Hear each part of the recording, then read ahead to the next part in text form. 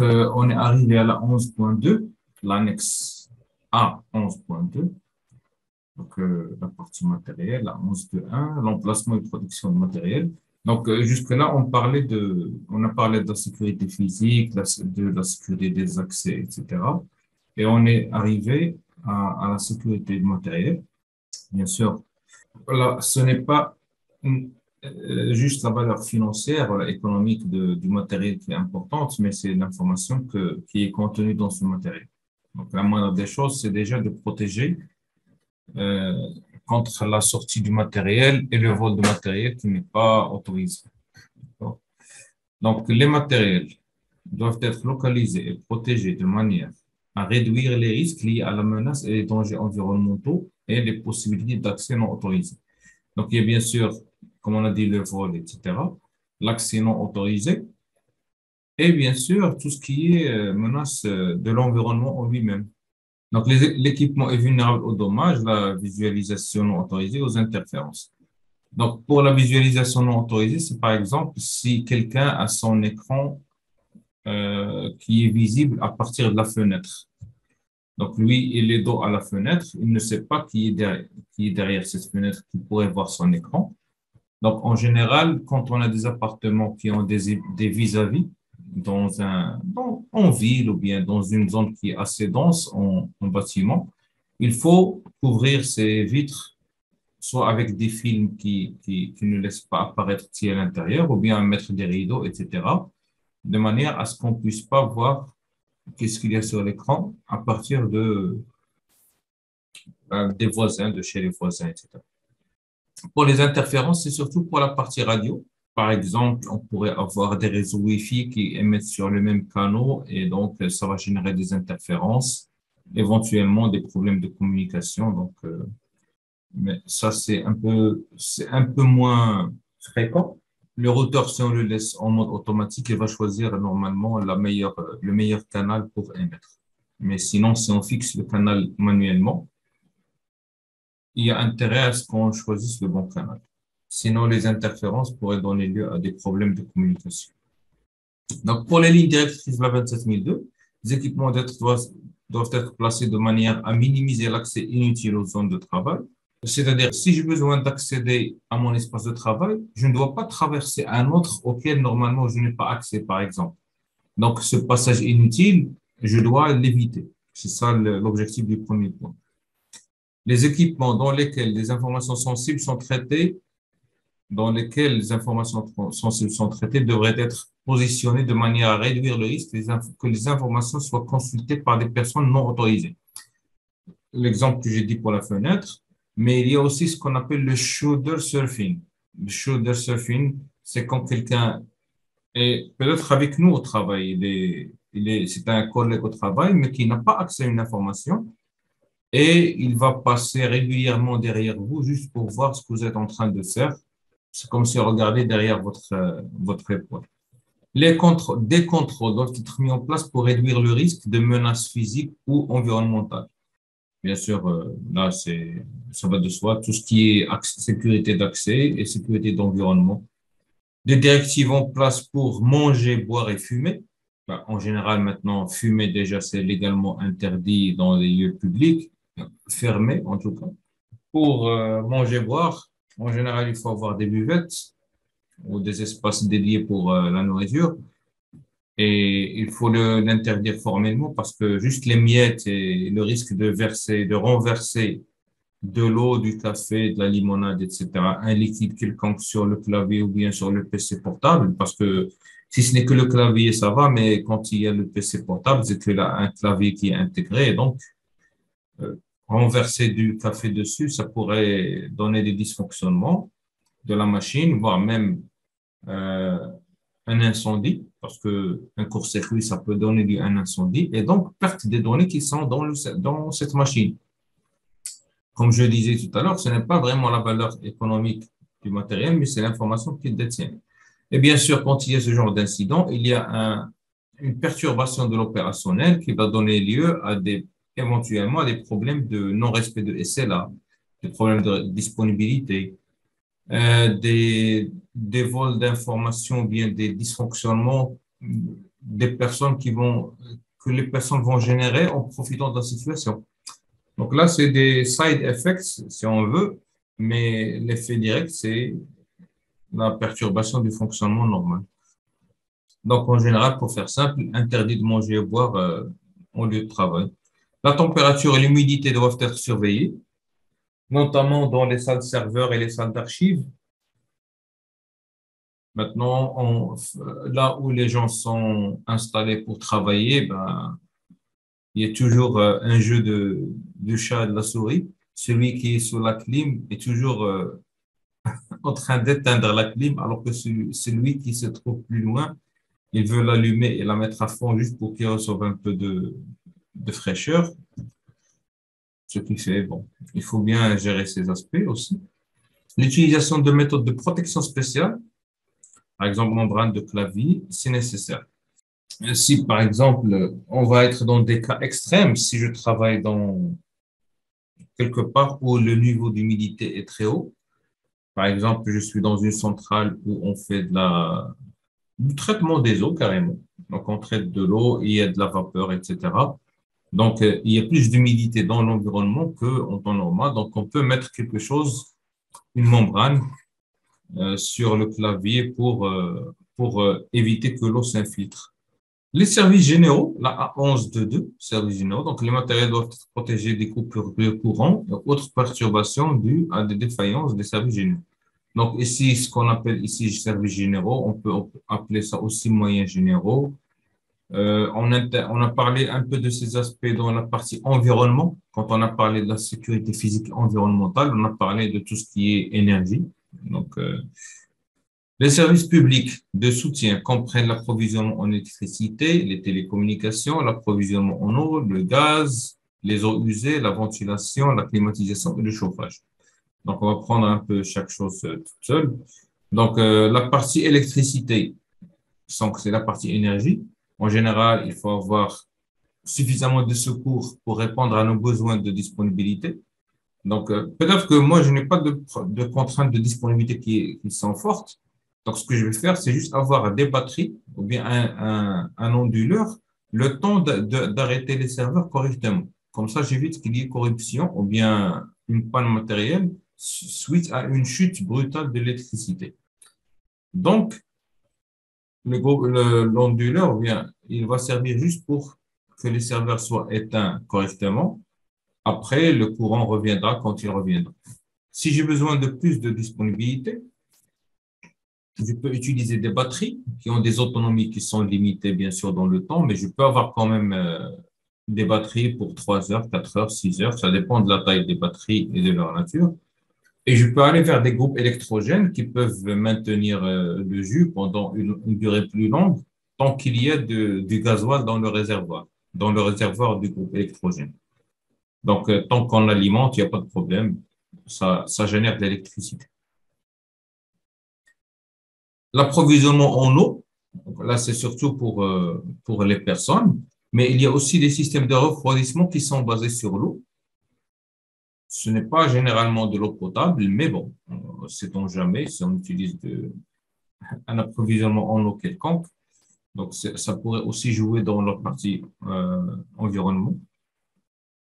Le gaz, nous, on est hors circuit pour l'approvisionnement en gaz parce que on n'a pas le gaz en abonnement mensuel comme pour l'eau et l'électricité, ce qui est le cas dans les autres pays européens, américains.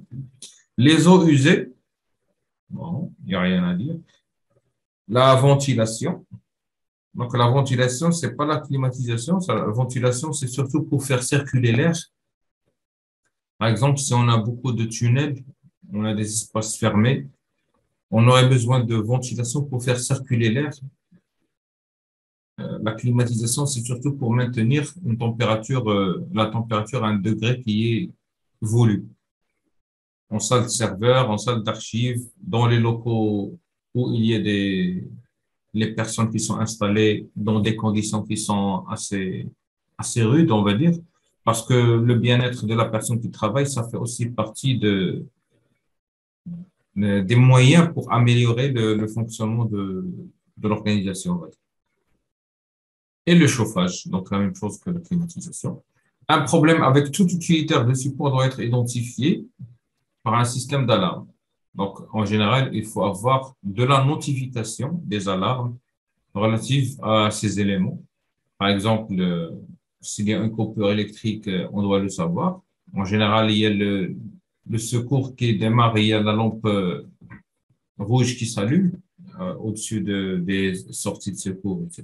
Donc, mais il y a des systèmes de surveillance de panne électrique.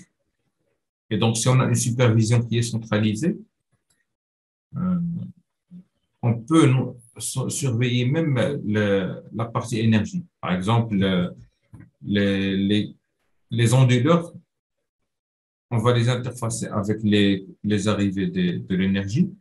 Et c'est l'onduleur qui va générer l'alerte quand il y a la partie énergie est coupée. C'est comme sur les serveurs. Sur le serveur, quand il y a une double alimentation, par exemple, quand il y a une alimentation qui ne marche plus, il y a une lampe qui s'allume. Cette notification, si elle est centralisée, ça va permettre de surveiller et bien sûr d'éviter qu'on ait des pannes de courant qui sont assez importantes. Les services publics de soutien doivent être conformes aux exigences légales et répondre aux besoins de croissance de l'entreprise. Bon, les exigences légales, c'est surtout pour la partie environnement de travail pour les gens, etc. Pour la croissance d'entreprise, c'est pour la partie énergie. Si on n'a pas une source d'énergie qui est assez fiable pour supporter un nombre important de serveurs, peut-être qu'il faut avoir une double arrivée d'énergie ou bien avoir d'autres moyens d'alimentation pour subvenir aux besoins en électricité pour ces équipements. Ils doivent être inspectés régulièrement pour s'assurer de leur bon fonctionnement. On va parler de la maintenance préventive. Ça fait partie de la maintenance préventive, mais l'idée, c'est que le check doit avoir lieu régulièrement. D'ailleurs, ça se planifie. On doit avoir une planification des vérifications, notamment pour la climatisation et les extincteurs, les équipements anti-incendie. Tout ça, ce sont des maintenances qui sont normalement préventives, planifiées et qu'il faut réaliser. Les connexions redondantes pour la partie télécommunication, donc tout ce qui est liaison Internet, si on se base sur ça pour fonctionner, il faut avoir de la redondance. Ce n'est pas seulement la redondance en termes de liaison, c'est peut-être aussi du terme de type de liaison et d'opérateur. La meilleure redondance qu'on peut avoir, c'est déjà avoir la redondance du même type de liaison chez le même opérateur éventuellement, voire chez deux opérateurs différents. Ensuite, avoir une liaison, par exemple, satellite, ou bien une liaison WiMAX. Si on n'a que de la fibre, par exemple, on peut avoir du WiMAX ou bien une autre liaison radio. Et bien sûr, on peut avoir la 4G si on veut, par exemple. Quelquefois, dans les entreprises qui ne peuvent pas avoir, par exemple, de liaison satellite ou quelque chose de la sorte, on va donner à chaque collaborateur qui en a besoin un modem 4G à utiliser en cas de problème de connexion. C'est une gestion de plus à faire, mais notre objectif, c'est de maintenir la redondance de la liaison. Les connexions redondantes pour la connectivité réseau doivent être obtenues via l'utilisation de plusieurs fournisseurs. Bon, devrait, ce n'est pas doivent, c'est devrait, parce que si on n'a pas le choix, on n'a pas le choix. Si on a besoin d'une liaison qui a une certaine capacité qu'un seul opérateur peut fournir, on ne peut pas la redonder telle qu'elle chez un autre opérateur. Dans le temps, on avait tout ce qui est MARNIS ou bien RNIS qu'on utilisait comme redondance parce que c'est du post-paid, c'est du paiement à la consommation. Ce n'est pas du forfaitaire comme pour la fibre ou bien comme pour la DSL. Bon, maintenant, on a des liaisons fibres quand même qui sont assez intéressantes et qui sont assez fiables. Donc, si on redonde juste la fibre, voire même chez deux opérateurs, ce serait largement suffisant pour dire qu'on a une liaison Internet qui est assez fiable. Encore une fois, c'est une question de gestion de risque. Si moi, je suis un centre d'appel, peut-être que même la fibre, elle va pas être suffisante en tant que telle, en FTTH, On a besoin d'aller sur de l'ATM ou bien autre chose parce que pour avoir des boucles de redondance et ainsi de suite. La sécurité du câblage. Donc là, le câblage de tout type, il doit être sécurisé, surtout contre les dommages physiques. Donc les câbles électriques ou de télécommunication transportent les données ou supportent les services d'information doivent être protégés contre toute interception ou tout dommage. Déjà pour le câble électrique, les gens ne vont pas marcher dessus nécessairement parce qu'ils auront peur d'être électrocutés. Mais pour le câble réseau, ils n'auront pas de problème à marcher dessus. Ce qui fait que tout câble ne peut pas être au niveau du sol. Donc, il doit être soit dans des goulottes, soit dans des conduits qui sont dédiés pour le câblage. Donc, protection contre les dommages physiques. On a déjà parlé de la protection contre euh, l'électrostatique, l'effet de l'électrostatique. Donc, quand on a un câble réseau qui n'est pas blindé à côté d'un câble électrique, il risque d'y avoir des dysfonctionnements. La protection contre l'interception, c'est quand on a des câbles réseau, par exemple, qui est apparent, quelqu'un peut se mettre au milieu, donc couper le câble sur deux, le brancher sur un hub et se brancher aussi sur le hub. Donc, il va voir tout le trafic qui passe. Donc, les recommandations de la 27002, les lignes électriques et de la communication doivent être souterraines dans la mesure du possible. Ça, c'est la meilleure chose. Parce que quand on dit souterraine, c'est qu'il y a une couche de béton au-dessus qui va les protéger contre les dommages de toutes sortes. Les câbles d'alimentation doivent être séparés des câbles de communication pour éviter les interférences. On en a déjà parlé. Pour les systèmes critiques, les contrôles supplémentaires incluent les conduits blindés et des pièces ou des boîtes verrouillées au point d'inspection et de terminaison. Donc là, ce sont les points de raccordement ou de terminaison doivent être protégés contre les accès non autorisés. Le problème qu'on voit, par exemple, pour les BTS qui sont sur des sites isolés, c'est qu'on va fracasser le cadenas et forcer l'entrée dans la BTS et éventuellement générer des dommages. Donc, c'est la même chose quand on a, par exemple, à côté de chez nous, ou bien sur les murs, on voit les boîtiers de câblage téléphonique, ce qu'on appelle les PC. Donc là, c'est des boîtiers qui doivent être protégés parce que les gens peuvent venir au niveau de ces boîtiers, se brancher sur la ligne et passer des appels téléphoniques, par exemple. C'est pas impossible. Donc, c'est la même chose même pour le câblage. C'est pour ça que tout ce qui est baie de câblage, etc., doit être fermé à clé et ainsi de suite. L'utilisation du blindage électromagnétique des câbles, réseau, bien sûr. Un accès contrôlé aux panneaux de brassage et des salles de câbles, ainsi que l'inspection des appareils non autorisés attachés. Donc, bien sûr, l'accès aux salles de brassage, c'est contrôlé, c'est avec des niveaux d'accès privilégiés. Les appareils non autorisés qui sont branchés sur le réseau, ils doivent être vérifiés. Donc, qu'est-ce qu'on pourrait avoir comme problème, par exemple? Quelqu'un vient avec un petit boîtier, un Raspberry ou bien autre chose. Il va le brancher sur le réseau.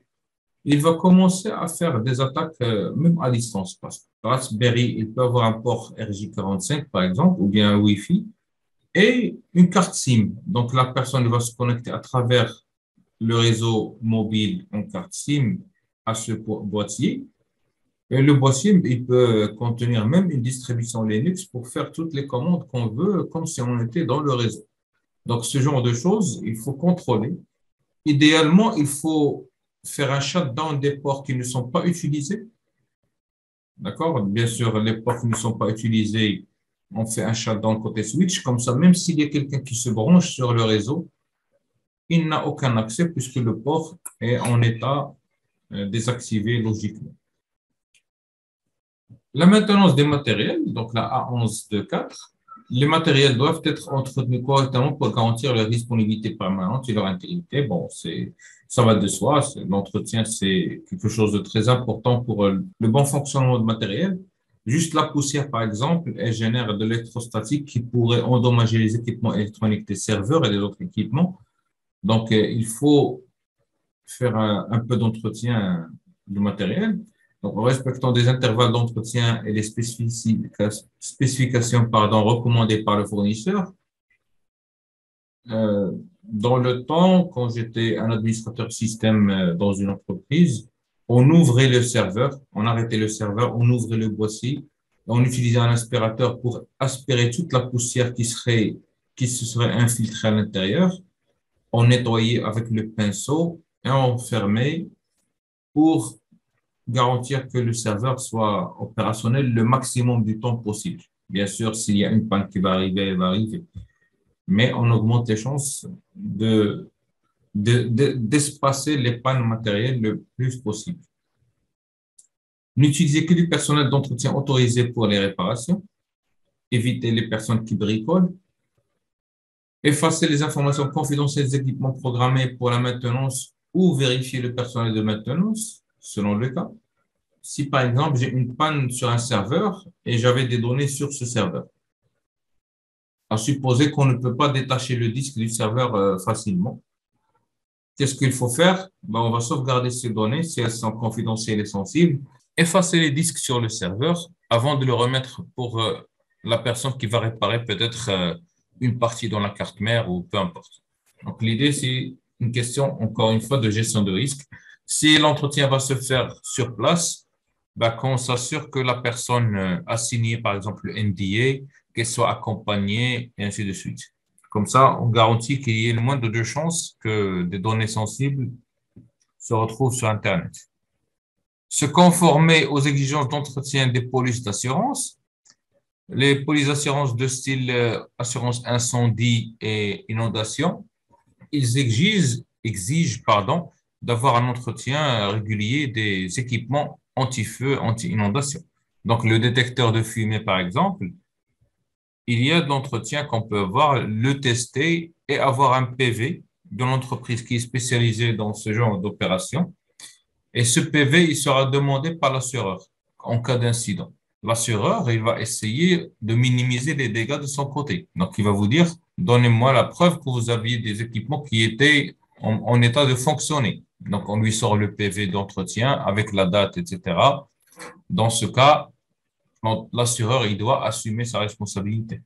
Si on ne présente pas un tel document, bah, ça veut dire que vous avez failli, vous avez fait preuve de négligence, et donc l'assureur peut dire qu'il ne va pas respecter les clauses du contrat à 100%, mais peut-être à 50% ou à 0% aussi. Avant de remettre l'équipement en service après maintenance, il faut s'assurer qu'il n'a pas été manipulé ou qu'il ne présente pas de dysfonctionnement. Bon, bien sûr, on avait confié le matériel à un autre organisme. Avant de le remettre en ligne, un peu de vérification, c'est nécessaire. Vous allez me dire, on tourne au paranoïa.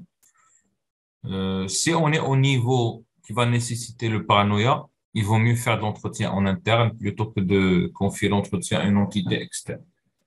Sinon, un peu de vérification. Au moins, on va vérifier que le problème pour lequel on avait confié le matériel à cette personne, bien à cette entité, a été résolu.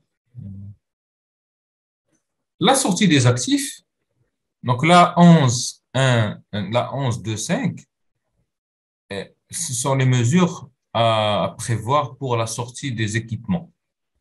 Donc, les matériels, les informations ou les logiciels des locaux d'organisation ne doivent pas sortir sans autorisation préalable. Donc, l'idée est simple.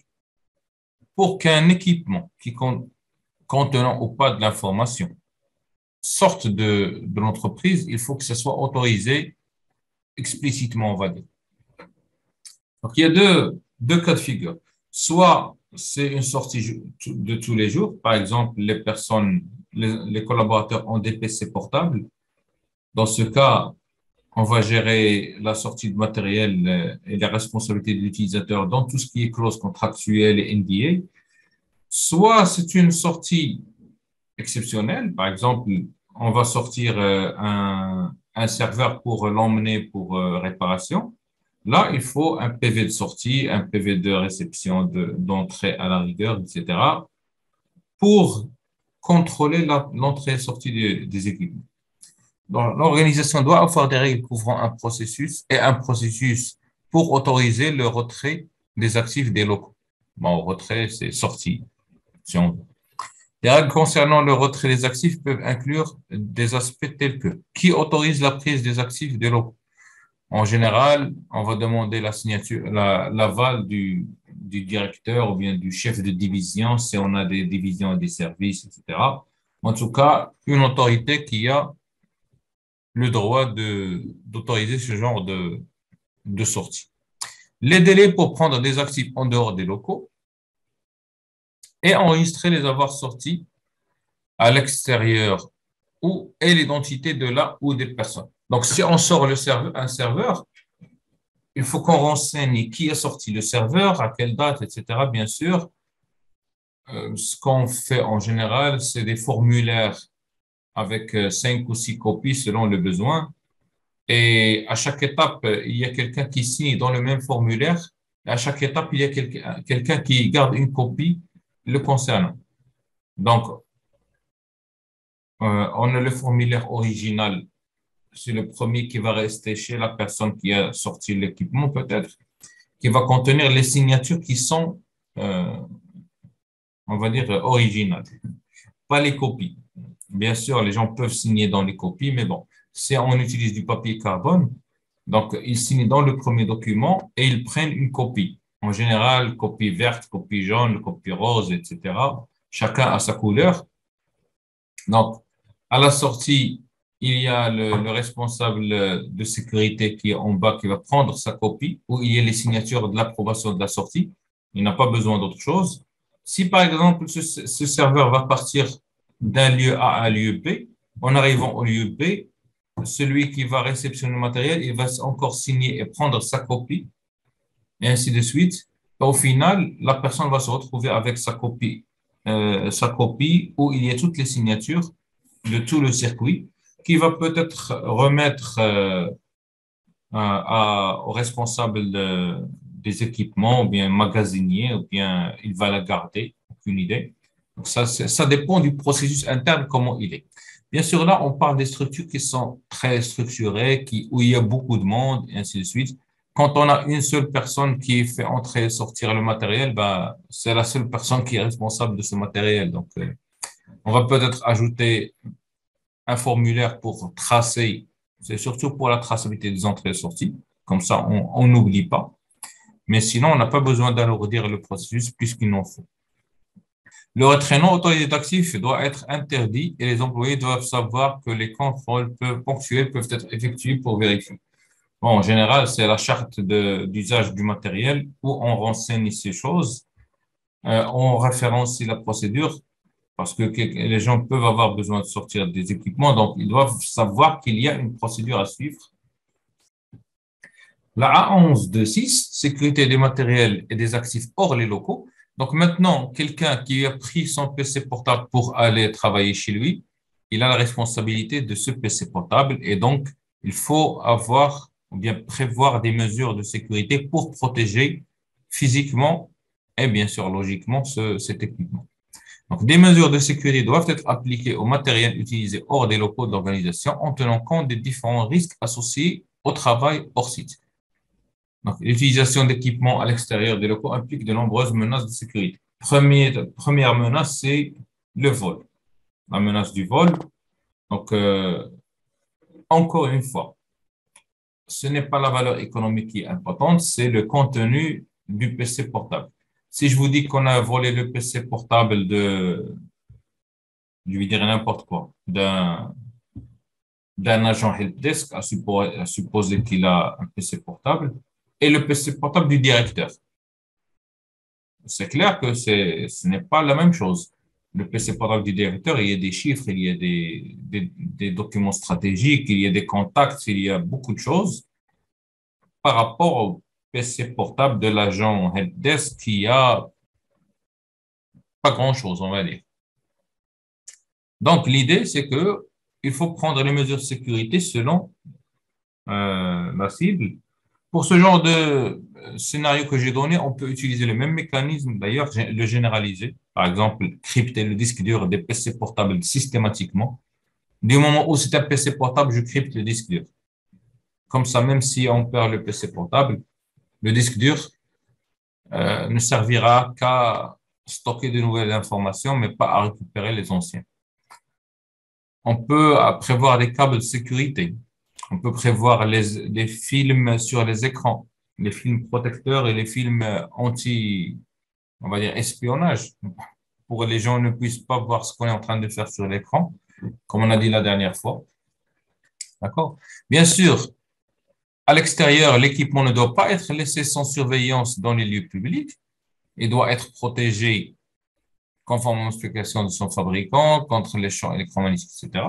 Donc déjà, laisser le PC en lieu public sans surveillance, c'est à bannir, c'est impossible. J'avais déjà discuté de ce point, donc je ne vais pas y revenir dessus. Si le matériel est transféré entre individus, il doit y avoir un journal qui définit la chaîne de contrôle. Là, par exemple, un PC qui est partagé entre personnes, une équipe qui utilise le même PC portable, par exemple, pour l'astreinte, si on veut, par exemple, ben, il faut avoir une façon de contrôler le passage de cet équipement entre membres de l'équipe, si ce n'est que pour dire que lorsque quelqu'un reçoit le PC, il vérifie qu'il est en bon état, etc., avant qu'il l'accepte. D'accord? La A1127, mise au rebut, pour recycler la sécurité des matériels. On a déjà parlé de la mise en revue. Donc, on a dit que quand un matériel est estimé en fin de vie, il y a toujours de l'information qui est dedans éventuellement. Et donc, il faut s'assurer que ces informations soient supprimées et que la mise au rebut se passe correctement selon nos procédures qui découlent de notre gestion de disque. Donc, tous les composants des matériels contenant des supports de stockage. Vous voyez qu'on insiste sur le support de stockage. Ça peut être clé USB, disque dur externe, bande de sauvegarde, etc., doivent être vérifiés pour s'assurer que toute donnée sensible a bien été supprimée et que tout logiciel sous licence a bien été désinstallé ou écrasé de façon sécurisée avant leur mise au rebut ou leur réutilisation. Bien sûr, la vérification de la partie licence est très importante, surtout quand on paie un nombre de licences données par installation et non pas par utilisation. Parce que si on a juste le nombre d'installations qui est limité, bah, une fois qu'on va jeter un PC, il faut désinstaller le logiciel pour qu'on puisse réutiliser la licence ailleurs. Si c'est par utilisation, à la rigueur, ça ne dérange pas. Si on va jeter le matériel et qu'on est sûr qu'il ne va pas être réutilisé. Mais de toute manière, si on supprime toutes les données du disque dur, on formate le disque dur ou bien on l'efface de manière sécurisée, bah, il n'y a plus de logiciel qui tienne. Il y a une fonctionnalité dans Windows qui permet de remettre à zéro l'installation de Windows sans le réinstaller.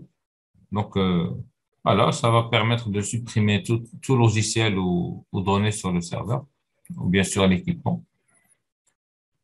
Si le support de stockage contient des informations confidentielles ou protégées par des droits d'auteur, celles-ci doivent être supprimées ou écrasées de manière sécurisée afin qu'elles ne puissent pas être récupérées. Bien sûr, ça va de soi. Et on a déjà parlé de ça. Le formatage, c'est pas une façon sécurisée. Mettre dans la corbeille, encore moins. Donc, la suppression sécurisée, en général, c'est écraser les données par des zéros et supprimer encore une fois, etc. Ça se passe par un utilitaire. Il n'y a pas vraiment de façon de faire une suppression sécurisée juste par ligne de commande ou bien directement. Il faut utiliser un utilitaire destiné à faire ça. Envisager de détruire les supports contenant des informations sensibles comme méthode d'élimination. Si, par exemple, il s'agit d'une clé USB ou bien disque dur, bah, la meilleure façon, c'est de prendre un marteau ou bien une perceuse et de faire des trous dans le disque, si on n'en a plus besoin. Quelquefois, on a des matériels qui est très vieux et donc on est sûr qu'on va pas réutiliser ces équipements parce que trop long, font, provoquent beaucoup de panne. Donc, on va matraquer ces équipements ou bien faire des trous avec une perceuse, le mettre dans un acide. Tout ça, ce sont des possibilités. Comme ça, la destruction physique, il n'y a pas de retour arrière. La simple suppression de fichiers ne suffit pas généralement, bien sûr. La A11 de 8, matériel utilisateur laissé sans surveillance. Les utilisateurs doivent s'assurer que les matériels sans surveillance sont dotés d'une protection appropriée. Donc là, le plus simple, c'est que si je suis dans le bureau, que je me lève pour aller au distributeur pour prendre un café, si j'oublie de verrouiller ma session, quelqu'un peut se mettre sur mon bureau et voilà, prendre l'information qu'il veut sans problème. Donc, il faut sensibiliser les utilisateurs pour que ils doivent fermer la session, bien la verrouiller, euh, bien sûr, avec un mot de passe quand ils doivent se déplacer. Se déconnecter des services applicatifs ou réseaux lorsqu'ils ne sont plus nécessaires. Si je suis connecté sur un site web, par exemple sur un intranet, je n'ai plus besoin d'accéder à cet intranet, je ferme la session. Bon, vous allez me dire, si je verrouille la session de Windows, c'est bon, personne n'a accès à ma session. Mais supposons que quelqu'un a eu accès à votre Windows. Est-ce qu'il ne vaut mieux pas limiter les dégâts? Parce que si vous avez laissé votre session sur le site web ou bien sur l'application ouverte, vous lui donnez l'accès facilement aux données sur ces applications. Alors que si vous fermez la session sur ces applications, on va lui rendre la tâche un peu plus compliquée. Bien sûr, si vous sauvegardez le mot de passe dans votre navigateur, encore une fois, vous rendez la vie facile aux attaquants. D'accord? Utiliser un système de verrouillage pour tous les ordinateurs appareils mobiles. Bon, ça, c'est normal. On vérifie en général qu'il y ait un time-out avant verrouillage automatique lors de l'audit. On vérifie est-ce que il y a un écran de veille avec mot de passe qui s'active automatiquement après une certaine durée, 5 minutes d'inactivité, etc. Politique du bureau propre et de l'écran verrouillé, la A11 de 9. Donc là, c'est ce dont je parlais, l'écran verrouillé. Donc l'idée, c'est que on ne doit rien laisser sur le bureau en termes d'information quand on a terminé et qu'on veut rentrer chez nous. D'accord? Donc, il faut avoir une politique du bureau propre pour les documents papier et les supports de stockage amovibles et une politique d'écran verrouillé pour les moyens de traitement de l'information qui doivent être adoptés. Ça va généralement dire combien de temps avant verrouillage de la session, éventuellement. On peut avoir dans la politique, par exemple, si tout le monde a des caissons ou bien des armoires à clés, on peut mettre dans la politique que tout document papier et support de stockage doit être mis sous verrou ou bien dans une armoire verrouillée à clé, de manière à formaliser ça. Ne pas laisser ça juste à la discrétion de l'utilisateur. Donc, définir et appliquer une politique de bureau propre, écran propre, réduit les risques d'accès non autorisé, de perte et d'endommagement des informations. Bien sûr, ça va de soi.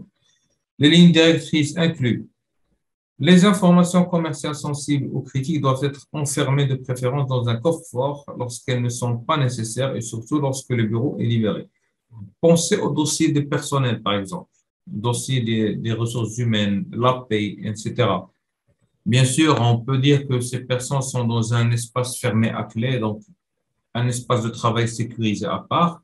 Mais même dans cet espace, il y a par exemple la femme de ménage qui va entrer dans ce bureau. Elle a la clé du bureau pour faire son travail de ménage, mais ce n'est pas pour autant qu'on va lui laisser la latitude pour voir les documents qui sont sur le bureau. Du coup, tout ce qui est dossier personnel qui contient la copie de la CIN, les informations personnelles, etc., il faut les avoir dans des armoires fermées à clé ou bien avec des codes. On est en train de faire juste ce qu'on doit faire. Parce que vous pouvez me dire, bien, si quelqu'un a ça en tête, il peut forcer les clés, crocheter les serrures, etc. Oui, mais entre lui laisser l'accès libre et avoir des serrures, il y a une différence. Les ordinateurs doivent être déconnectés lorsqu'ils ne sont pas surveillés. Bon, déconnectés, mis en veille. D'accord. L'utilisation des caméras et d'appareils d'enregistrement peut être interdite. Voilà, selon la criticité et la sensibilité des informations qu'on traite, on peut dire aux gens, vous laissez votre téléphone à l'entrée Comme ça, il n'y a pas moyen de prendre des photos de l'écran ou bien des enregistrements de ce qu'on est en train de faire parce que ça va faciliter la sortie de l'information. Les supports contenant des informations sensibles doivent être retirés des imprimantes après impression. Là, c'est un autre aspect qu'on traite en général. On a la possibilité d'avoir des imprimantes qui fonctionnent avec un code PIN. C'est-à-dire, vous lancez l'impression, là, les documents ne vont pas sortir avant que vous ne soyez devant l'imprimante et que vous saisissiez votre code PIN. Comme ça, on est sûr que c'est celui qui a imprimé le document, c'est lui qui le récupère. D'accord? Bien sûr, quand l'information le nécessite. Si j'imprime un formulaire vide de demande de congé, ben, il n'y a pas vraiment de problème. Mais si je suis en train d'imprimer une fiche client, par exemple, avec ces données dessus, là, ça devient compliqué. La A12.1, procédure et responsabilité liées à l'exploitation. Donc là, on est arrivé à la sécurité liée à l'exploitation. On est en fonctionnement, on est en mode fonctionnement. Donc, il faut prévoir les aspects sécurité d'exploitation, par exemple la gestion des changements, la gestion des incidents, etc. Bon, la gestion des incidents, on va la traiter peut-être à part. Donc, procédure et responsabilité liées à l'exploitation. La A12.1.1, première chose, procédure d'exploitation documentée. Les procédures d'exploitation doivent être documentées et mises à disposition de tous les utilisateurs concernés. Maintenant, s'il y a une obligation d'avoir des procédures, ce n'est pas dans le sens exigence de la norme, puisqu'on est dans la 27002, c'est juste guideline, mais dans la mesure qui est estimée nécessaire. C'est toujours bien d'avoir les procédures documentées parce que ça garantit qu'il n'y a pas de rétention d'informations de la part des utilisateurs, des collaborateurs qui font leur travail, ils savent comment le faire, mais s'il y a un nouveau qui arrive, il va galérer pour savoir comment ça marche. S'il y a un départ de quelqu'un, il part avec ses connaissances dans la tête. Si on n'a pas de procédure, on est mal. Donc, tout ça, c'est l'avantage d'avoir des procédures documentées. C'est un peu du knowledge management, la gestion du savoir-faire, du capital savoir-faire. Des procédures documentées doivent être préparées pour les activités opérationnelles associées aux activités de traitement de l'information et de communication. Bien sûr, la 27001 va insister sur la partie IT, peut-être quelques processus support et métier. Donc, les procédures opérationnelles doivent spécifier des instructions opérationnelles telles que l'installation et la configuration des systèmes, traitement et manipulation de l'information, la sauvegarde. Par exemple, la procédure de sauvegarde et restauration, c'est parmi les procédures qu'il faut avoir. Parce que si on a un incident qu'il faut restaurer, on n'a pas le temps d'aller chercher qui sait comment faire ça. Il faut avoir ça documenté. Les exigences de planification. Donc, le premier job qui démarre et le dernier job qui termine. Donc, ça, c'est pour les exigences de planification de nos opérations, surtout planifier tout ce qui est batch. Même pour la sauvegarde, il faut planifier pour que les sauvegardes qui s'exécutent démarrent à une certaine heure et arrêtent avant le début des opérations dans la journée. Parce que la sauvegarde, en général, ce sont des tâches qui ralentissent les serveurs, qui traitent les données. Si on a besoin de sauvegarder une base de données à froid, on a besoin de la détacher et donc elle devient inaccessible pour les opérations. Donc tout ça, ça entre en jeu. Des instructions pour le traitement des erreurs et autres conditions exceptionnelles. Donc là, ça peut être sous forme de wiki ou bien de knowledge base, etc. Encore une fois, c'est du knowledge management. C'est plus que knowledge management que la procédure en elle-même. Des contacts d'assistance et d'escalade en cas de difficulté inattendue. Numéro de support constructeur, numéro de support éditeur de logiciel, etc. Si on a des équipes d'astreinte et des équipes d'escalade, l'escalade, le N3 et ainsi de suite. Procédure de redémarrage et de récupération du système à utiliser en cas de panne du système. Donc là, c'est ce que j'ai dit tout à l'heure. Par exemple, si on a besoin de restaurer. Et si on a des systèmes qui sont complexes, peut-être l'enchaînement des démarrages, peut-être qu'il faut démarrer un serveur avant l'autre parce que le deuxième serveur va essayer de contacter un web service ou bien une base de données sur l'autre serveur Et s'il ne trouve pas, ça va générer un problème, on va dire, au niveau de ce serveur, le service qui ne démarre pas, et ainsi de suite. Donc, tout ça, c'est à documenter parce que ce n'est pas de l'intuitif. On ne vous demande pas de documenter les opérations usuelles comme comment lister les documents ou bien ce genre de choses. Non, ce n'est pas le cas. La A12.1.2, gestion des changements. Donc, comme j'ai dit tout à l'heure, c'est parmi les points les plus importants.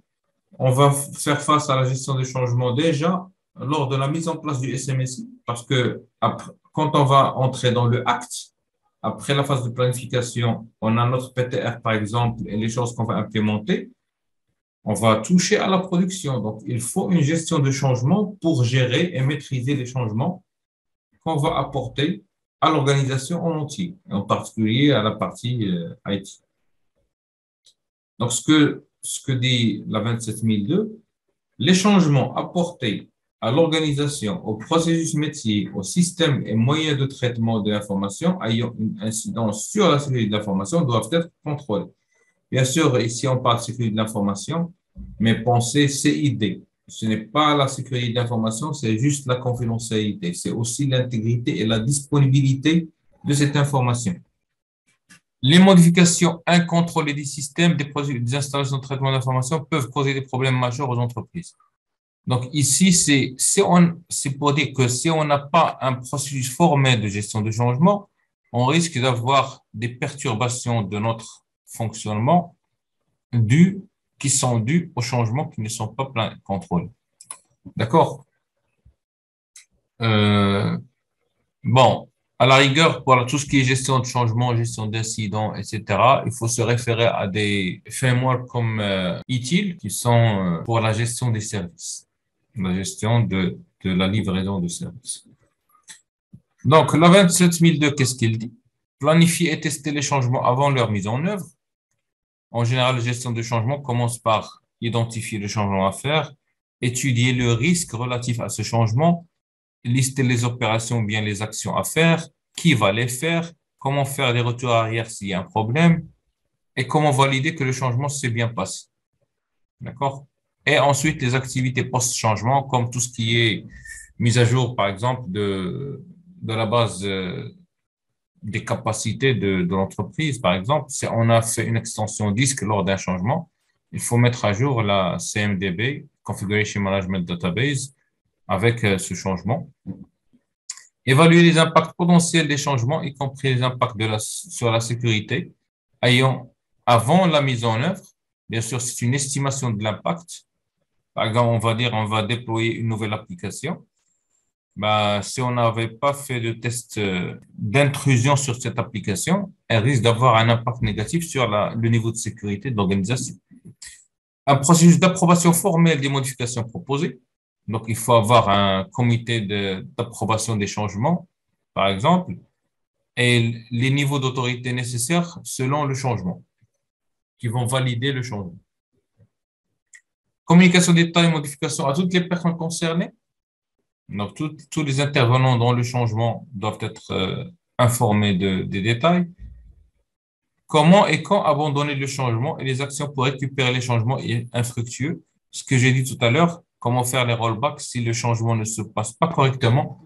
Est-ce que c'est par juste désactivation d'une configuration qu'on va faire marche arrière ou bien peut-être qu'il faut restaurer tout le serveur parce qu'il n'y a pas de possibilité de retour arrière.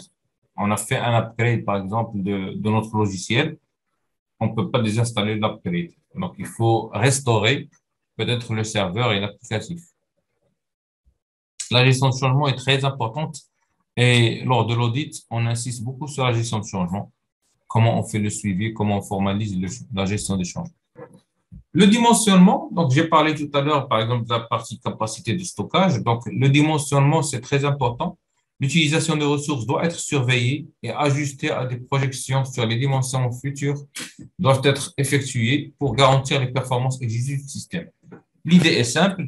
Il ne faut pas qu'on arrive à la situation où les ressources ne sont pas nécessaires pour respecter nos engagements contractuels et c'est là nos critères de disponibilité en général. D'accord? Donc, la gestion de la capacité fait référence aux installations de traitement d'information, mais aussi aux espaces bureaux, aux ressources humaines. Ça va de soi. Si je recrute 100 personnes alors que j'ai un appartement pour 20, euh, ça ne va pas passer inaperçu, ça c'est sûr. Donc, le suivi de capacité, c'est très important pour faire des prévisions sur quand est-ce que je vais atteindre 90% de mes limites, etc. On va lier ça avec notre processus des achats, parce que si pour faire un achat, j'ai besoin d'un mois, ben, il faut que je prévoie ce mois avec un petit delta de secours dans ma chaîne d'approvisionnement, dans mon estimation pour faire ma demande d'achat. Comme ça, je suis toujours à l'aise de point de vue capacité. Une capacité suffisante peut être atteinte en augmentant la capacité ou en réduisant la demande de ressources. Bien sûr, on peut ajouter des ressources, mais on peut aussi optimiser les ressources qu'on a. Si on parle toujours du stockage, par exemple, qu'il y a des données qui ont dépassé leur durée d'archivage et qu'on peut supprimer. Peut-être que les gens stockent des documents inutilement avec de la redondance et ça consomme de l'espace disque. Peut-être que les gens stockent de la musique et des films. Si on a des données qu'on ne va plus utiliser, il vaut mieux les mettre sur bande et libérer l'espace disque parce que ça va passer à l'archive. À supposer qu'on archivait sur le même espace de stockage que ce qu'on utilise tous les jours. Donc, tout ça, ce sont des aspects à prendre en considération parce que augmenter à l'infini les capacités, c'est peut-être pas une option qui est efficace. En tout cas, pas de point de vue économique. Les systèmes critiques tels que les passerelles réseau ou les serveurs de base de données principaux doivent être hiérarchisés et un plan de capacité documenté doit être élaboré pour ces ressources. Donc, quoi qu'il en soit, le suivi de capacité, ça va concerner tous les éléments et en particulier, comme on le signale ici, les équipements réseau majeurs, les switches fédérateurs, si on utilise des proxy firewall, etc. Et il ne faut pas qu'on arrive à la situation où le proxy firewall n'arrive plus à supporter la capacité d'usage de l'organisation. En général, si on est une petite structure, on va prendre un petit boîtier qui a ses limites. Et donc, il faut penser à migrer vers un boîtier qui est plus... Toujours la sécurité liée à l'exploitation, la A12.1.4, séparation des environnements de développement, de test et d'exploitation. C'est très important quand on fait du développement logiciel de séparer notamment test et exploitation. Parce qu'en général, le développement, il est séparé, les gens développent sur les PC portables, etc. Mais ils vont mettre en prod, bien tester leurs livrables sur la production directement, ce qui est très mauvais. Donc, les environnements de développement, de test et d'exploitation doivent être séparés pour réduire les risques d'accès ou de changement non autorisé dans l'environnement en exploitation. On voit ça, par exemple, quelqu'un qui est en train de développer, il a besoin d'une nouvelle librairie, il l'installe, il fait son développement content, il ne fait pas de test de non-régression, il fait son développement et quand il veut tester le tout, ça ne marche plus parce que la librairie qu'il a enlevée contenait une fonction, peut-être, ou bien une méthode qui est maintenant deprecated, ou bien qui n'est plus supportée, ou bien qui utilise une autre syntaxe dans la nouvelle version. Et donc, ça casse la production. Et d'où la nécessité de séparer test et dev et production. Les systèmes opérationnels doivent rester fiables. D'accord? Donc, il faut d'ailleurs maîtriser les changements sur la production. Et l'utilisation du même équipement ou logiciel pour le fonctionnement actuel et le développement et le test de nouveaux systèmes peut affecter l'intégrité et la disponibilité de l'environnement opérationnel. Bon, bien sûr, si je suis sur un serveur de base de données, si je dis que j'utilise une base de données pour le test et il y a une autre pour la production, c'est un niveau de séparation. L'autre niveau, c'est d'utiliser un serveur de base de données pour le test et un serveur de base de données pour l'exploitation. Ça dépend bien sûr des ressources de l'entreprise. Mais pour l'hébergement, il vaut mieux ne pas héberger la version de dev avec la production. Parce que si j'ai des bugs de sécurité dans la dev, elles peuvent être exploitées et la production va se retrouver touchée par cette attaque. Il est souhaitable que les logiciels de développement et d'exploitation soient séparés par des contrôles d'accès stricts. Des domaines distincts complètement séparés les uns des autres, si connexion sur les procédures non séparées. Donc, par exemple, je peux avoir carrément des réseaux qui sont séparés pour séparer la dev de la production pour forcer les gens à travailler sur la dev et non pas sur la production, on va dire, d'une certaine manière, pour que les deux systèmes ne communiquent pas, en tout cas pas systématiquement. Avoir la dev et la production sur le même serveur, on peut avoir une facilité de basculer sur l'un comme l'autre, donc il faut faire attention à ça. Les utilisateurs doivent utiliser des profils différents pour la prod et le test. Ce qu'on a dit l'autre jour, par exemple, pour les admins, utiliser un compte simple pour les utilisations de tous les jours et l'accès privilégié pour les tâches d'administration. Ici, c'est la même chose. Utiliser un compte pour l'environnement de test et un autre pour l'environnement de production. L'idée est que l'environnement de test, en général, il est moins sécurisé que la production. Donc, il vaut mieux utiliser deux comptes différents. Les compilateurs, éditeurs, autres outils de développement ou utilitaires système ne doivent pas être accessibles à partir du système d'exploitation lorsqu'ils ne sont pas nécessaires. Bon, supposons que un jour on installe un compilateur sur un serveur de prod. Théoriquement, ça n'a aucun sens parce que sur la production, on ne compile pas. Donc, enlever tout ce qui est compilateur, IDE, etc., des serveurs de production. Quelquefois, les développeurs, pour diagnostiquer un bug, ils vont aller directement sur le serveur en production, ils vont installer l'IDE et commencer à voir le code sur le serveur de production, ce qui est très mauvais à ne pas faire.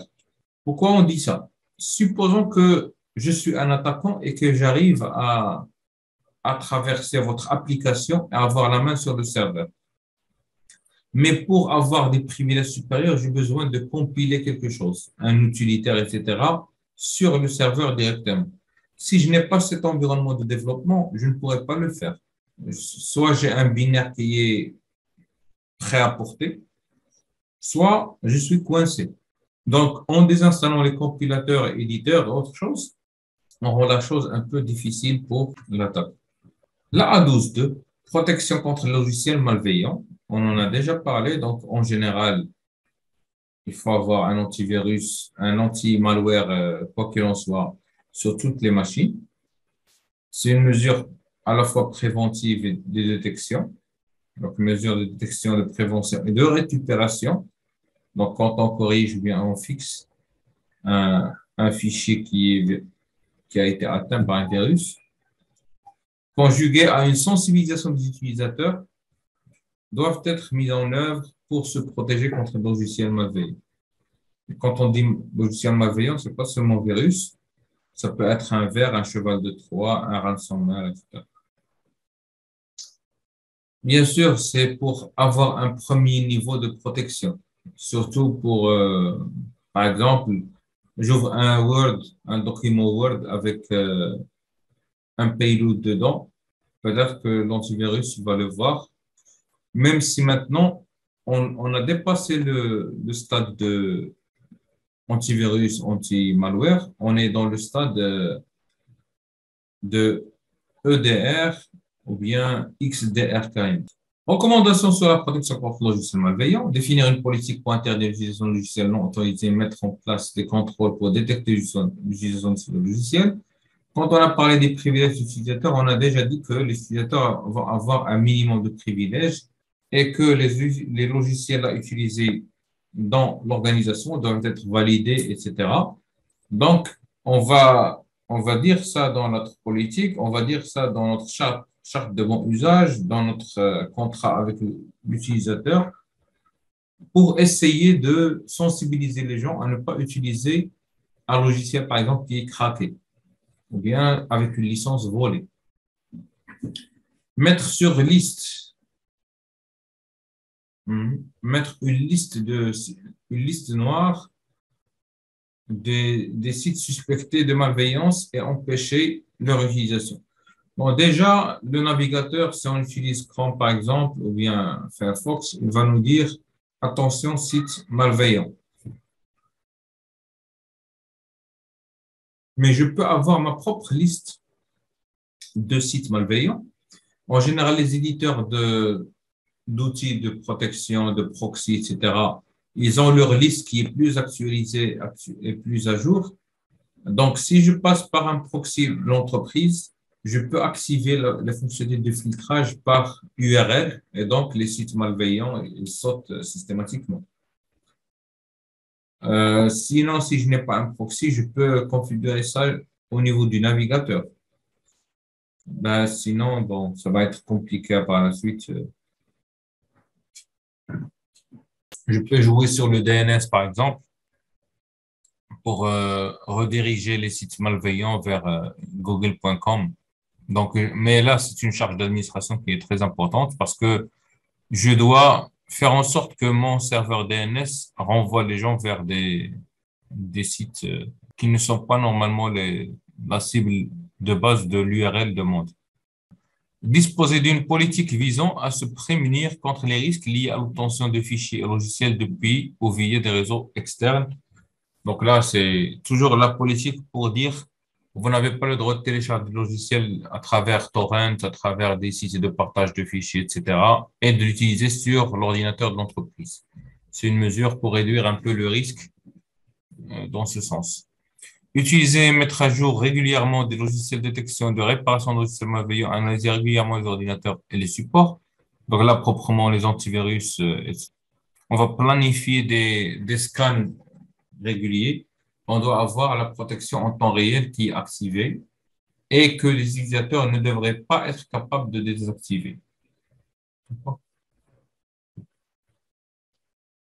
Avoir des plans pour se remettre d'attaque de logiciels malveillants. Donc là, c'est le retour à la normale. Donc, il faut avoir des plans ou bien des procédures pour répondre aux attaques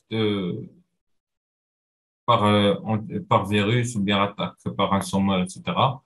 Déjà, comment limiter l'attaque, comment la détecter, comment corriger, si on peut corriger, etc. Par exemple, on va dire aux utilisateurs, si vous détectez un virus sur votre machine, première chose à faire, c'est de débrancher le câble réseau et d'éteindre votre réseau Wi-Fi. De manière à ce que on confine un peu l'attaque à ce qui est déjà attaqué, que ça ne se propage pas dans notre réseau, par exemple. Restez en contact avec les dernières informations sur l'attaque logicielle malveillant. Là, c'est à travers les éditeurs, les listes de distribution, etc. Isoler les environnements où l'infection par des logiciels malveillants peut entraîner des impacts catastrophiques sur l'organisation. Donc, les serveurs qui sont très critiques, ou bien qui contiennent des données qui sont très critiques, il faut avoir plusieurs couches de protection, on va dire, sur ces serveurs.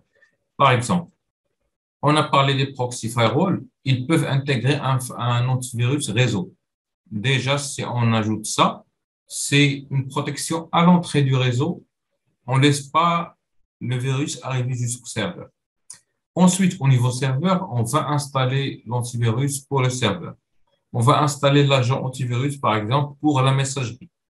Comme ça, on maximise un peu la protection de ce serveur. Pour les systèmes où les informations sensibles sont en cours de traitement, l'utilisation de dossiers antivirus de plus d'un fournisseur peut améliorer le taux de détection. Normalement, c'est déconseillé d'avoir plusieurs antivirus sur la même machine. Mais si on croise les logiciels les antivirus qui sont utilisés, on peut améliorer la détection dans le sens où un des logiciels peut détecter le virus alors que l'autre ne peut pas. Supposons que j'ai deux serveurs qui travaillent en partage de charge. L'idée est d'avoir deux antivirus différents sur les deux serveurs. Comme ça, on a des chances que s'il y a un serveur qui est attaqué et que l'attaque passe, on pourrait avoir une petite chance avec l'autre. D'ailleurs, ce même principe est utilisé même pour la redondance des équipements réseau, etc. En général, on dit que si j'ai un firewall frontal et un autre dorsal, je ne dois pas avoir le même firewall. Parce que si un des firewalls présente une faille, déjà l'autre, théoriquement, ce n'est pas le même constructeur ou bien éditeur, ne devrait pas avoir la même faille. Alors que si j'utilise la même technologie, là, ça pose problème. La A12.3, la sauvegarde. La sauvegarde, on en a déjà parlé. Donc, la A12.3.1, sauvegarde des informations.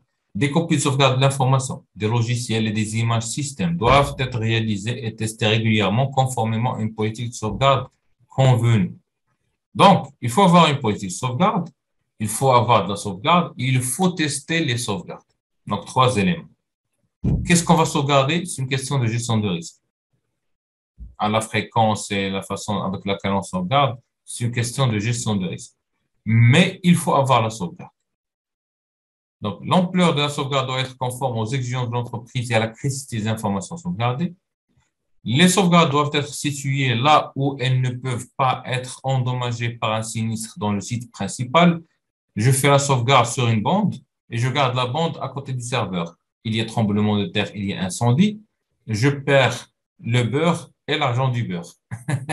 Si on veut reprendre le dicton. Donc, si je n'ai pas autre choix que de garder la bande sur le même site, je dois protéger ces bandes contre les désastres naturels. Par exemple, il y a des coffres forts qui sont anti-incendie, anti-sismique. Donc, même s'il y a un incendie, ils vont protéger, ces coffres forts vont protéger les bandes à un certain degré, bien sûr. Si j'ai de la lave qui coule, je peux avoir le coffre fort que je veux. Peut-être que ça va pas servir à grand-chose. D'accord? Maintenant, dans l'idéal, c'est que ces bandes, je vais les transférer sur un site distant. Le standard, je pense, c'est 40 km entre site principal et site de secours pour dire qu'on ait plus de chances que s'il y a une attaque ou bien un événement naturel ou bien un incendie, etc. On est très loin pour qu'on soit impacté sur les deux sites. Bon. Si les informations sauvegardées l'exigent, le cryptage doit être utilisé. On a parlé du cryptage, on a dit qu'on peut crypter les données si on l'estime nécessaire, par exemple sur les bandes, sur les supports de sauvegarde, et ainsi de suite. Les supports de sauvegarde doivent être testés périodiquement pour s'assurer qu'ils sont fiables, surtout les bandes. Les bandes, on peut avoir dans le logiciel de sauvegarde que tout est bon, mais quand on veut restaurer, la bande est défectueuse et on n'arrive pas à restaurer. D'où la nécessité de tester les supports périodiquement. Bon, maintenant, on arrive à avoir des bandes et des moyens de contrôle qui sont plus fiables. Donc, si on nous dit que la bande fonctionne, elle fonctionne. Mais, comme on dit toujours, il ne faut pas faire confiance à la technologie à 100%. Il faut garder une marge d'incertitude et donc faire de la redondance, faire des sauvegardes sur des supports qui sont différents. L'autre jour, j'ai dit qu'on peut faire de la sauvegarde sur disque, par copie, par exemple. C'est assez simple et facile à mettre en œuvre. En plus de la sauvegarde sur bande. Déjà que la restauration depuis la bande, ça prend plus de temps que d'à partir d'un disque, mais c'est une redondance qui est assez facile à mettre en œuvre. Des tests de capacité à restaurer les données de sauvegarde doivent être effectués, on l'a dit. Sauvegarde en temps réel, sauvegarde automatisée, sauvegarde initiée par l'utilisateur. Donc là, choisir quelle façon, la façon avec laquelle on va faire la sauvegarde est très important. Ça dépend de la taille des données, ça dépend de la nature des données. Je peux dire que je fais de la sauvegarde à chaud, ce qu'on appelle ici en temps réel, c'est-à-dire que je vais utiliser la notion de snapshot des données. C'est comme une photo de l'état des données à un instant T qu'on va sauvegarder.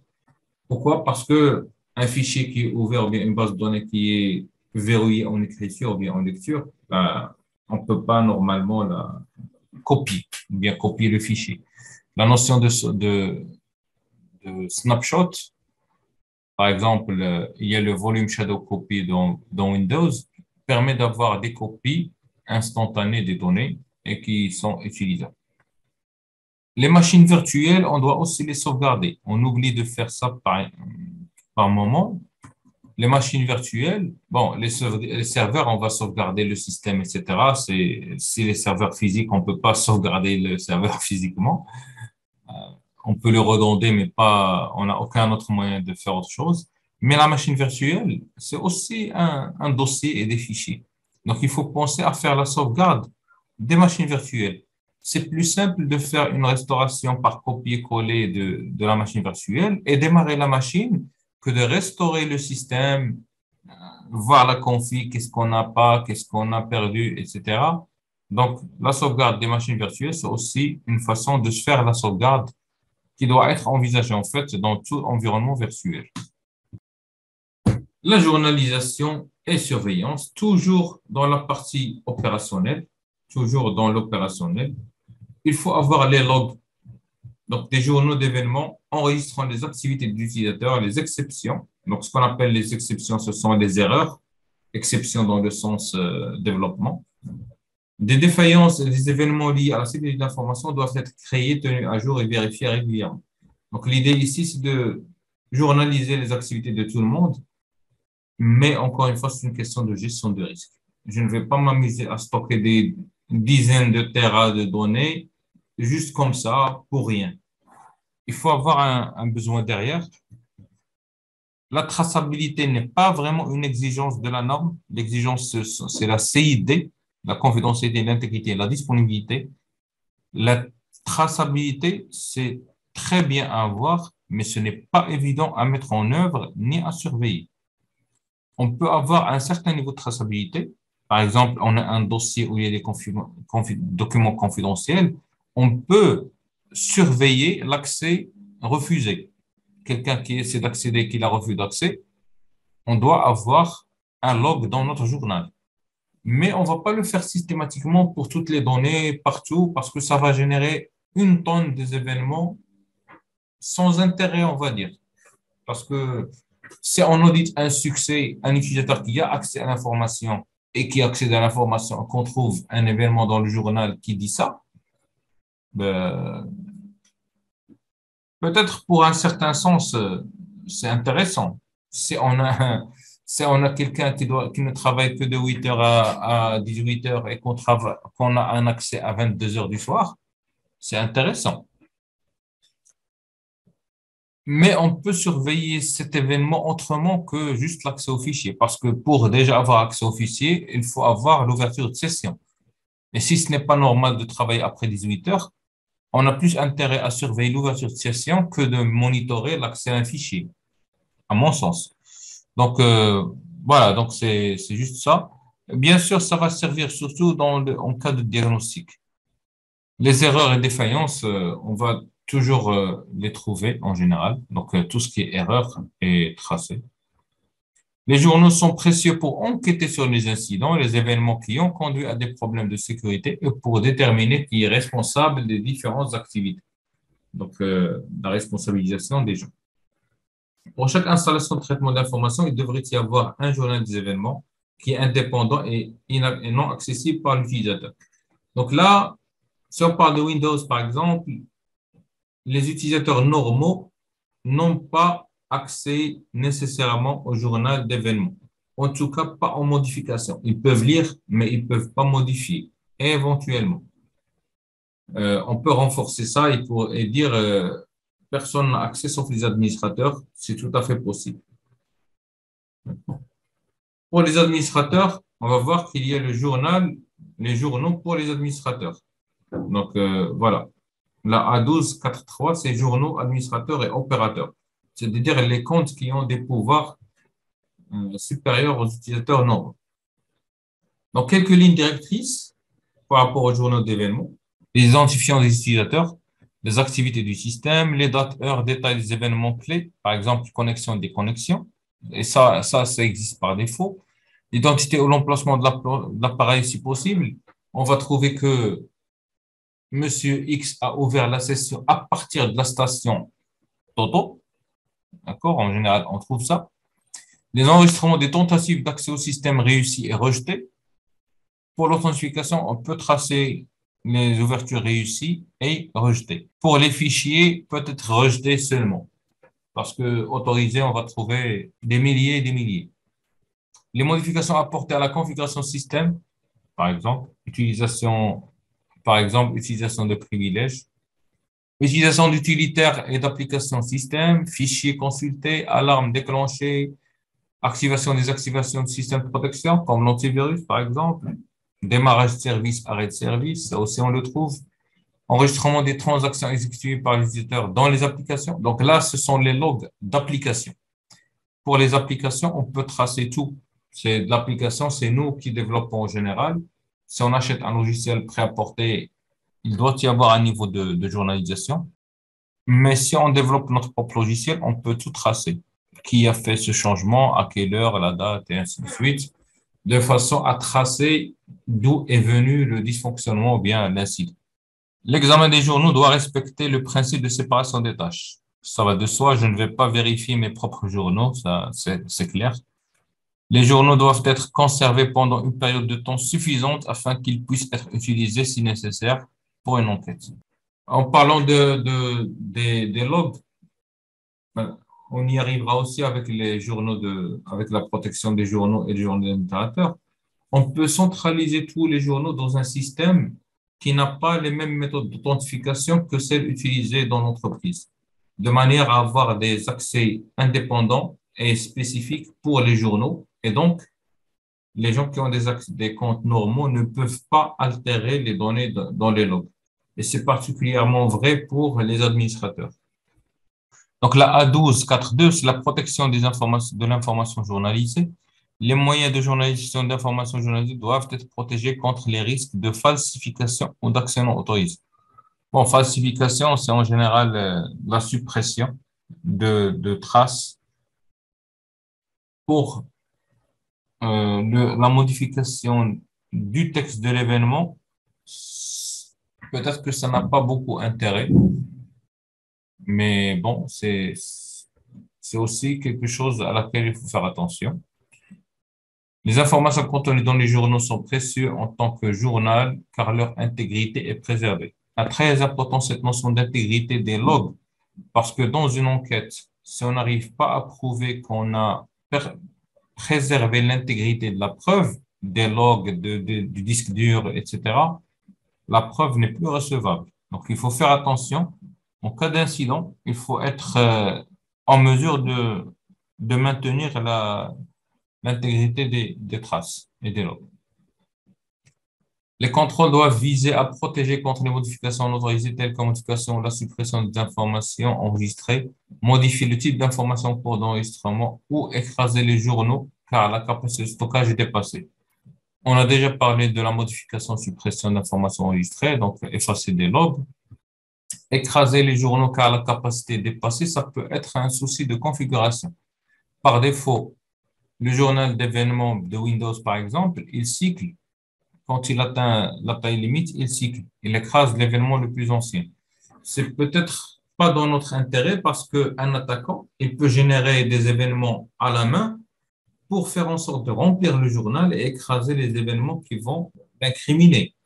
Ce qui fait, Windows a deux autres possibilités de mémoire. Il y a peut-être, ou bien juste deux, bien sûr, il y a le cyclage, mais il y a aussi d'arrêter le système si le journal d'événements atteint sa limite. Mais bon, là, ça risque de poser un problème de disponibilité. Une méthode pour protéger les journaux consiste à les copier en temps réel sur un système hors du contrôle de l'administrateur système. C'est ce que j'ai dit tout à l'heure. C'est la meilleure façon de faire. Donc, la A12.4.3, journaux d'administrateurs et opérateurs. Donc, les activités d'administrateur système et d'opérateur système doivent être journalisées, protégées et vérifiées régulièrement.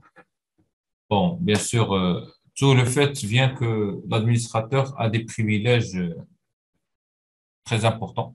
Donc, il faut le rendre la tâche difficile. Je dis toujours rendre la tâche difficile plutôt que impossible parce que dans la technicité, l'impossible est un peu discutable, on va dire.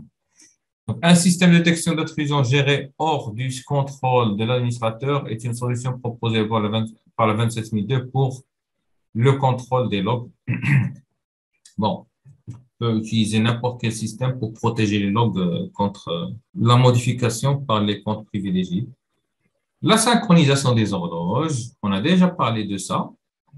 Donc, la A12.4.4, la synchronisation, il faut que tous les systèmes tout type confondu, soient synchronisés pour que la corrélation des événements entre les différents systèmes ait un sens. D'accord? Donc, un temps de référence interne doit être établi, documenté, mis en œuvre. Bon, en général, on va dire que le contrôleur de domaine, c'est la source d'horloge en interne, qui est elle-même synchronisée sur une source externe, une horloge atomique externe, pour qu'on ait une homogénéité avec l'heure internationale, pour corréler avec les emails, les événements externes, et ainsi de suite. Bon, pour le time zone, c'est pas vraiment un problème, parce que le time zone n'influe pas l'heure mondiale, dans l'espace-temps. Dans l'espace-temps, c'est la même heure, que ce soit ici 5 heures et en Thaïlande, c'est je sais pas quoi, 18 heures. C'est la même chose dans la nature. Donc, c'est pas vraiment un problème. Toutes les horloges du système doivent être automatiquement synchronisées avec une horloge maître. Et on insiste ici sur automatiquement parce que manuellement, ça marche pas.